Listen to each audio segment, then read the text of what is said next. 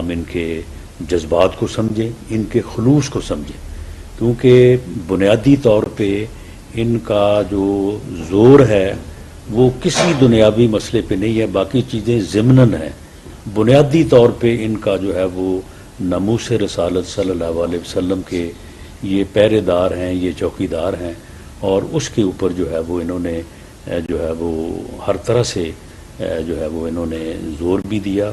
اور ہم نے بھی ان کے اس خلوص کو اور ان کے اس ایمانی جذبے کو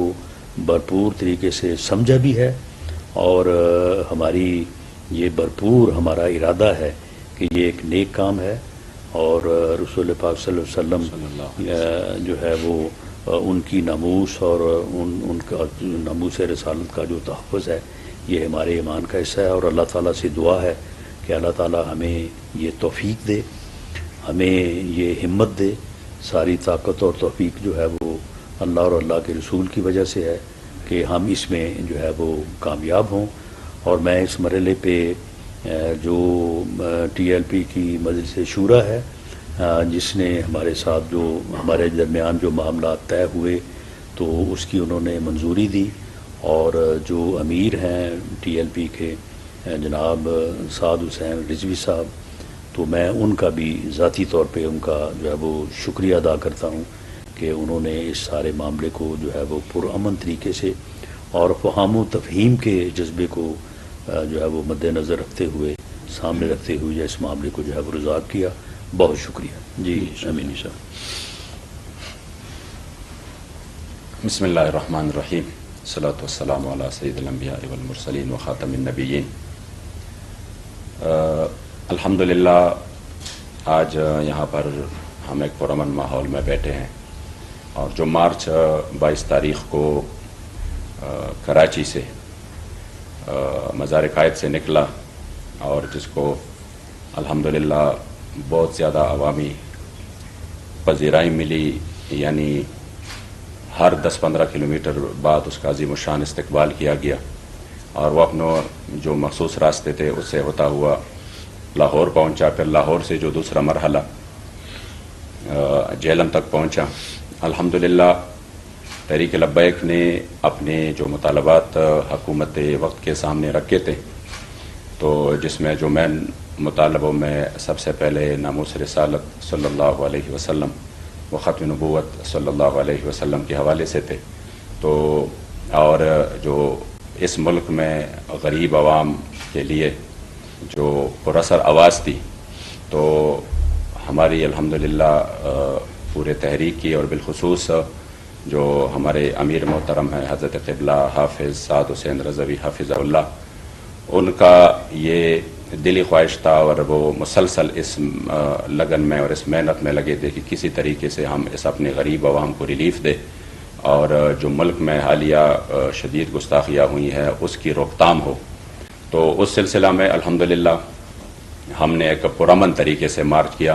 جو کہ اتنے طویل راستے میں الحمدللہ کہیں ایک جگہ پر بھی ایسا واقعہ نہیں ہوا کہ جہاں پر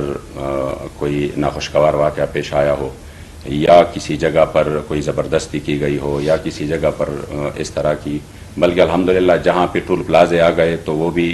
ادا کیے گئے. اس کی جو ہے نا وہ یعنی اس طرح پرامن طریقے سے شاید پاکستان کی تاریخ میں کوئی مثال نہیں ملتی. تو اس وقت جب آپ نکلے تو آپ نے یہ جو مسائل تھے یہ سامنے رکھے تھے، بالخصوص اس میں جو ہماری بہن عافیہ صدیقی کے حوالے سے. تو گجرانوالہ سے آگے حکومت وقت نے ہمارے ساتھ رابطہ کیا اور ہمارے مذاکرات شروع ہوئے. پھر الحمدللہ جب ہم یہاں پہ محترم جناب رانا ثناء اللہ صاحب اور محترم سردار ایاز صادق صاحب اور اسحاق ڈار صاحب اور ان کی ٹیم سے یہاں پہ جو ہم نے الحمدللہ ان کے سامنے اپنے مطالبات رکھے، تو وہ مطالبات جو کہ ناموس رسالت کے حوالے سے تھے، یا اپنی بہن عافیہ صدیقی کے حوالے سے تھے، یا وہ مطالبات جو کہ غریب عوام کے لیے، اور یہ جو کمر توڑ مہنگائی ہے، پیٹرولیم مصنوعات کی قیمتیں جو اس وقت بہت زیادہ ہے، تو اس حوالے سے الحمدللہ جو بات چیت ہوئی تو میں انتہائی مشکور ہوں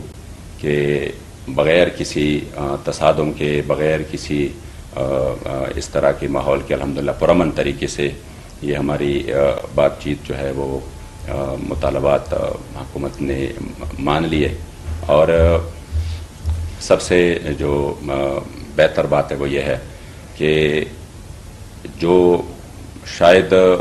جو پرانی روایات تھی اس طرح کہ پرامن جلوسوں پر اور پرامن احتجاج پر جس طرح ظلم ہوا، جس طرح تشدد ہوا، بالخصوص تحریک لبیک پاکستان جس کی تاریخ الحمدللہ پرامن ہے، اور اس پر کس طریقے سے تشدد ہوا، تو شاید لوگ سمجھ رہے تھے کہ اس حکومت میں بھی اس طرح کے واقعات شاید پیش آنے والے ہیں، لیکن میں خصوصی طور پر رانا ثناء اللہ صاحب کا شکریہ ادا کرتا ہوں کہ انہوں نے عوام کے اور اپنی جو ملک ہے اس کے حالات کو سمجھتے ہوئے اور اس کا ادراک کرتے ہوئے اور اتنے بڑے کراؤڈ اور اتنی بڑے لاکھوں لوگوں کی جذبات کی قدر کرتے ہوئے ہمارے مطالبات الحمدللہ وہ مان لیے۔ امید یہی کرتے ہیں کہ سابقہ جو کچھ تلخ تجربات ہے وہ انشاءاللہ تعالیٰ پھر سے نہیں دہرائے جائیں گے، اور جو ان سے انشاءاللہ تعالیٰ جو مطالبات جس پر بات چیت ہوئی ہے، امید ہے انشاءاللہ تعالیٰ کہ اس پر منوان عمل کیا جائے گا، اور جو اس ملک کی سالمیت جو کہ ہم سب کو عزیز ہے، اس ملک میں امن کی فضا برقرار رکھنا جو کہ ہم سب کا، اور اس ملک میں غریب کو اس کی جو ہے نا وہ زندگی آسان کرنا جو کہ تحریک لبیک کا منشور بھی ہے، تو انشاءاللہ تعالیٰ امید ہے کہ ان امور میں مل کر انشاءاللہ تعالیٰ ہم آگے بڑھیں گے۔ تو میں رانا ثناء اللہ صاحب آپ کا اور ایاز صادق صاحب کا، اسی طرح اسحاق ڈار صاحب کا، سب کا تہ دل سے انشاءاللہ شکریہ ادا کرتے ہیں، بالخصوص جو آپ نے بے نافع صدیقی کے حوالے سے اپنے جذبات کا اظہار کیا، اور اسی وقت ایک پورے مسلمانوں کے دل کی آواز ہے، تو اسی میں انشاءاللہ تعالیٰ جو تحریک لبیک کی ہمارے بابا جی نے شروع دن سے جو اس مطالبے کو اور اس بات کو ہر فورم پہ اٹھایا، تو امید ہے انشاءاللہ تعالیٰ کہ اسی میں ایک بہتر انتظامات اور اقدامات ہوں گے۔ اللہ کریم جل جلالہ تمام احباب کو جنہوں نے اس پرامن فضا کو قائم رکھنے میں کوشش کی جزائے خیر دیں، اور بالخصوص ہمارے امیر محترم جس کے پاس ہم یہ سب کچھ لے کے گئے اور انہوں نے آگے جا کر اس کو تسلیم کر لیا اور کہا کہ بالکل ہم چاہتے ہیں کہ پرامن طریقے سے کبھی بھی ہم نے تشدد کا راستہ نہیں اپنایا،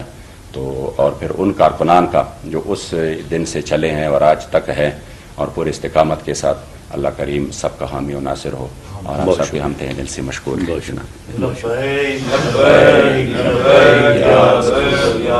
اچھا اپنا گھر